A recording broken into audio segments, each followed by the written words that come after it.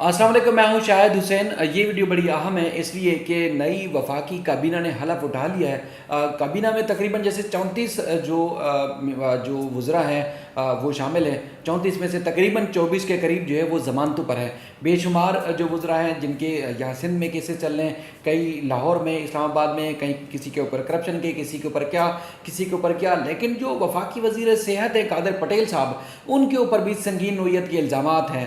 उनके ऊपर बेशुमार जो इल्ज़ामात हैं वो इल्ज़ामात का ना सिर्फ ATC में सामना कर रहे हैं बल्कि उज़ैर बलोच की JIT में और ख़ास तौर पर उनके 164 जो कि जुडिशल मजिस्ट्रेट के सामने बयान रिकॉर्ड करवाया गया था, उसमें भी उज़ैर बलोच ने ना सिर्फ इनके ऊपर संगीन नोयत के इल्ज़ामात लगाए बल्कि इनको हर तरह से फैसिलिटेट करने के हवाले से भी उसने अपने बयान में एतराफ़ किया। बयान में उज़ैर बलोच क्या कहता है उसकी सारी तफसीलात आपके सामने रखेंगे और उसके बाद जो इनके खिलाफ इंसदादी दहशतगर्दी की अदालत में मुकदमा ज़ेर समात है उसकी क्या सूरत हाल है। और गुज़श्ता दिनों यानी कि 1-1.5 हफ्ता पहले जब ATC नंबर 2 ने उनके वारंट गिरफ्तारी जारी की तो उनकी किस तरह दौड़ने लगी वो तफसीलात भी आपके सामने रखेंगे। अमीन, आपका बहुत शुक्रिया। उज़ैर बलोच का जब 164 हुआ था, आपने सबसे पहले ब्रेक किया था अपने TV चैनल के ऊपर।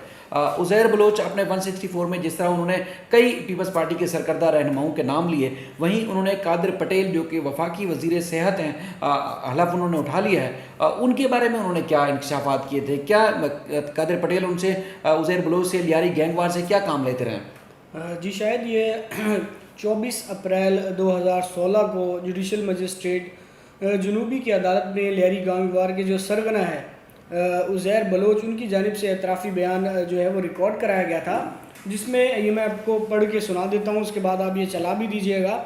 जिसमें उनका ये कहना है कि मैंने पार्टी के लिए बहुत से गैर कानूनी काम किए हैं और कादर पटेल के कोऑर्डिनेटर ईदी मैन के कत्ल में मुलव्वस और उसके अलावा उसके जो कमांडो के भाई जलील का कत्ल कादर पटेल के कहने पर किया। कादर पटेल को सरकारी ज़मीनों पर कब्ज़े में मावनत फराम की, हॉक्स बे रोड पर, इसके अलावा मवाजगोड में ज़मीन पर, नादरन बाईपास के करीब ज़मीन और 500 क्वार्टर माड़ीपुर वाली ज़मीन जो है वो शामिल है। ये कहना था उज़ैर बलोच का अपने 164 में के कादर पटेल के कहने पर उसने कहाँ कहाँ उसके लिए ज़मीनों पर कब्ज़े करके दिए हैं और किस किस का जो कत्ल है वो कराया है। ये बयान था उज़ैर बलोच का 24 अप्रैल 2016 को, जो उन्होंने रिकॉर्ड कराया था जुडिशल मजिस्ट्रेट जनूबी की अदालत में। इसी तरह पीपल्स पार्टी की आला क़यादत के बारे में बहुत सारे इंकशाफ किए गए थे जुडिशल मजिस्ट्रेट मलिर के जुडिशल मजिस्ट्रेट जनूबी की अदालत में जो बयान रिकॉर्ड कराया गया था उज़ैर बलोच की तरफ से। ताहम पीपल्स पार्टी की जो आला क़यादत है वो इन इल्ज़ामात की तरदीद कर रही है। ताहम अभी उज़ैर बलोच, आपको पता है कि उनके ख़िलाफ़ 50-60 के करीब मुकदमात हैं, वो 18 मुकदमात में बरी हो चुके हैं और आहिस्ता आहिस्ता तमाम मुकदमात से क्लियर होने के बाद ही वो इस राज से भी ज़रूर पर्दा उठाएंगे कि इस 164 के पीछे क्या कहानी थी और कौन कौन से जो लोग मुलव्वस हैं जिनके लिए वो काम करते रहे, वो इसका जवाब ज़रूर उनको देना चाहिए। देखें, एक तो ये है कि इस तरह जैसे 164 है, इसी तरह 3 जो हाई प्रोफाइल मुलजमान हैं उनकी JIT पब्लिक करने के हवाले से भी साबिक जो वज़ीर है अली जैदी साहब, उन्होंने सिंध हाई कोर्ट से भी रिजू किया था, JIT पब्लिक भी हुई। लेकिन ये 164 का बयान हो या JIT के अंदर जो स्टेटमेंट हो इस मुलजम का, वो उसके ऊपर कोई और काम नहीं किया गया। यानी कि जिन जिन लोगों के नाम लिए गए थे उनके ऊपर ना तो सूबाई हुकूमत ने कोई मुकदमा दर्ज किए गए, ना ही सूबाई हुकूमत ने कोई मज़ीद तहकीकात की कि आया उज़ैर बलोच जिन जिन लोगों का नाम ले रहा है, हालांकि वो तकरीबन 14 साल से सूबाई हुकूमत में है, सारे सरकर्दा रहनुमा हैं, अब वफाक में भी चले गए, तो इन्होंने कोई उसके ऊपर तहकीकात नहीं की। तहकीकात करते ही कैसे, सारे तो अपने ही थे, तो अगर कोई और हुकूमत तब्दील होती, कोई और हुकूमत आती तो शायद किसी और पार्टी की तो वो कर सकती थी या कर लेती, लेकिन अपनी हुकूमत थी तो ज़ाहिर प्रोसिक्यूशन भी अपनी है, तफ्तीशी निज़ाम भी अपना है और कुछ कर भी नहीं सकते। इसी तरह हाई प्रोफाइल केसेस में उज़ैर बलोच खुद मुकदमात में बरी होता जा रहा है। अच्छा, इसके ऊपर कोई बात नहीं कर रहा, यानी कि नाअहली और एक नालायकी की आला मिसाल है प्रोसिक्यूशन और तफ्तीश के संगीन नोयत के केसेस। यहाँ कराची में दहशतगर्दी और कत्ल गारत की वारदातें संगीन नोयत की होती थी, कोई रोक टोक नहीं होती थी। कराची में ऐसी लाशें गिरती थी कि रोज़ाना नाम एड्रेस नहीं बल्कि गिनतियाँ की जाती थी कि आज 2 मर गए, 4 मर गए, 20 मर गए या फला फला जगहों पर मार दिए गए। अच्छा, एक और मुकदमा भी उसमें तो खासतौर पर ये मुलजिम नामजद है, मुकदमा आखिरी मराहल में गो के इंसदाद दहशतगर्दी की जो जज हैं उनको जो हटा दिया गया है, मुलाजमत से फारिग कर दिया गया है। कहा जाता है कि कादिर पटेल साहब के जब उन्होंने वारंट गिरफ्तारी जारी किए, जब वो पेश नहीं हो रहे थे, तहरीक अदम एतमाद जब वहाँ इस्लामाबाद में चल रही थी, तो यहाँ पर वो नहीं बल्कि वहाँ सिंध हाउस में जोड़ तोड़ में जो वो कामों में लगे हुए थे। तो अदम पेशी पर इंसदाद दहशतगर्दी की अदालत ने इनके वारंट गिरफ्तारी जारी किए थे। वो कौन सा मुकदमा था और उसके बाद उस मुकदमे का अब क्या स्टेटस है, मुकदमा कहाँ चला गया है और क्या जज के जाने के बाद अब क्या कब इसका ट्रायल हो सकता है और कादिर पटेल के ऊपर इल्ज़ाम क्या हैं? जी बिल्कुल, शायद ये डॉक्टर आसिम के अस्पताल में दहशत गर्दों, लियारी गैंग वॉर के मुलजमान व दीगर को इलाज की सहूलत फरहमी के केस में मुलजिम नामजद हैं। पीपल्स पार्टी के जो रुकन कौमी असम्बली हैं कादिर पटेल, इसके अलावा दीगर लोग भी मुलव्वस हैं, जिसमें डॉक्टर आसिम जिनका भी ताल्लुक भी पीपल्स पार्टी से है, कादिर पटेल, अनीस कायम खानी, उस्मान मुअज़्ज़म और साबिक मेयर कराची जिनका ताल्लुक MQM से है, वसीम अख्तर समेत दीगर नामजद हैं। और गुज़िश्ता दिनों जब इनकी हाज़िरी से इस्तिस्ना की दरख्वास्त है जो वो मुस्तरद की गई और अदालत ने इनके वारंट गिरफ्तारी जारी किए थे, ताहम पहले इन्होंने सिंध हाई कोर्ट से रुजू किया लेकिन यहाँ से रिलीफ नहीं मिला, तो इस्लामाबाद हाई कोर्ट से रुजू किया और फिर उसके बाद वारंट गिरफ्तारी जो है वो मुअत्तल किए गए।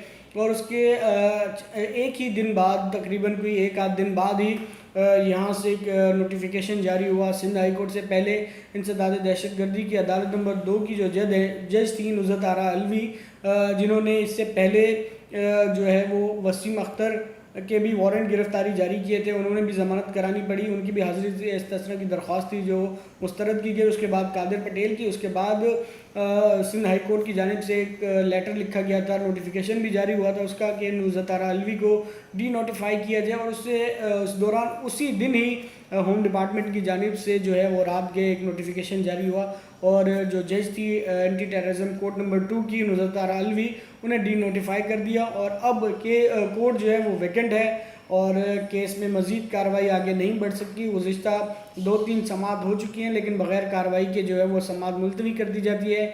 गवाहों के बयानात वहाँ पर रिकॉर्ड किए जा रहे थे, ताहम इस केस में अभी कुछ एविडेंस आना बाकी है, उस जिसके बाद इस बात का फ़ैसला होगा कि जो मुकदमा दर्ज हुआ था नॉर्थ नाज़िमाबाद में रेंजर DSR इनायत की मुद्दत में कि इन तमाम मुलज़मान पर इल्ज़ामात हैं कि इन्होंने डॉक्टर आसिम के अस्पताल में दहशतगर्दों को इलाज की सहूलत जो है वो फराहम की है। ताहम एक रिक्शा ड्राइवर अभी तक गायब है। प्रोसिक्यूशन की जानिब से यही बताया जा रहा है जो मुलज़मान को अस्पताल मुंतकिल करता था वो उसका ताहाल पता नहीं चल रहा है, वो जो कि एक अहम गवाह इस केस का, अगर वो नहीं मिलता तो ज़रूर इस बात का फ़ायदा जो है वो मुलज़मान को होगा।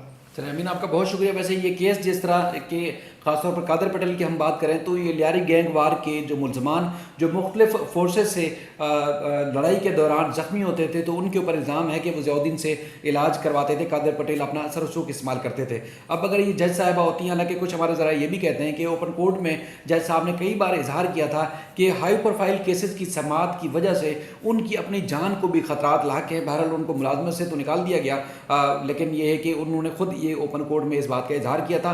अब ये कादिर पटेल साहब के ऊपर अगर ये उज़ैर बलूच के बयानात की रोशनी में अगर तहकीकात की जाती तो वो चीज़ें भी सामने आती, लेकिन हमारा काम ये था कि आपको असल हक़ाइक़ बताएं कि इनकी इस तरह के इनके ऊपर इल्ज़ामात है, लेकिन उसके बाद फिर बड़े से बड़े ओहदों से नवाज भी दिया जाता है। बहरहाल वो कहते हैं कि जिसकी लाठी उसकी भैंस। इस वीडियो में अहम तरीन तफसीलात आपके सामने रखी, लेकिन जाते जाते एक चीज़ बताता चलूँ आपको कि डॉक्टर आसिम के ख़िलाफ़ या MQM के रहनुमाओं के ख़िलाफ़ जितने भी मुकदमा दर्ज किए गए, यानी कि पीपल्स पार्टी और MQM के ख़िलाफ़ चाहे इंसदाद दहशतगर्दी के मुकदमात हों या फिर उनके ख़िलाफ़ करप्शन और बदउनवानी के मुकदमात हों, रेफरेंसेस हों, वो दर्ज किए गए मुस्लिम लीग नून के दौर में। चाहे आसिफ अली जरदारी से लेकर सूबाई वज़रा तक पीपल्स पार्टी के रहनुमाओं के ख़िलाफ़ भी मुकदमात मुस्लिम लीग नून के दौर में दर्ज किए गए। डॉक्टर आसिम को भी गिरफ्तार मुस्लिम लीग नून के दौर में किया गया, उज़ैर बलूच को भी मुस्लिम लीग नून के दौर में गिरफ्तार किया गया, और उसके बाद फिर ये जो JIT जिसका हम तज़किरा कर रहे हैं इसका भी जो है वो मुस्लिम लीग नून के दौर में ही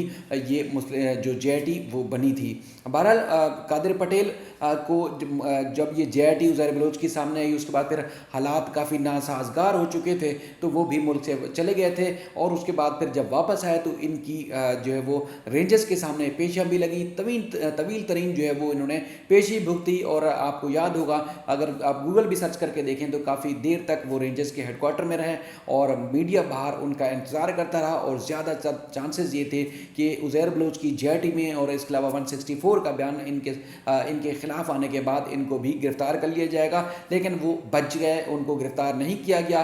लेकिन अब सारे के सारे वो लोग जिनके ऊपर मुस्लिम लीग नून के दौर में मुकदमात बनाए गए, चाहे वो MQM से जिनका ताल्लुक हो या फिर पीपल्स पार्टी से, वो एक साथ हो गए। अब वो हुकूमत में, यानी कि मुस्लिम लीग नून की हुकूमत है और ये सारे उस हुकूमत में पार्टनर हैं। इस सारी हुकूमत को ना सिर्फ कौम इंजॉय कर रही है बल्कि वुज़रा और सूबाई और वफाकी हुकूमत भी इंजॉय करेंगे। देखते हैं कब तक ये इंजॉय करते हैं। ये मामलात ऐसे थे जो आपके सामने रखे हैं। उम्मीद करता हूँ आप अपना ख्याल रखेंगे, अपने मुल्क का, अपने शहर का, अपने सूबे का। अल्लाह ताला हम सब का हामी नासिर हो। अल्लाह हाफिज़।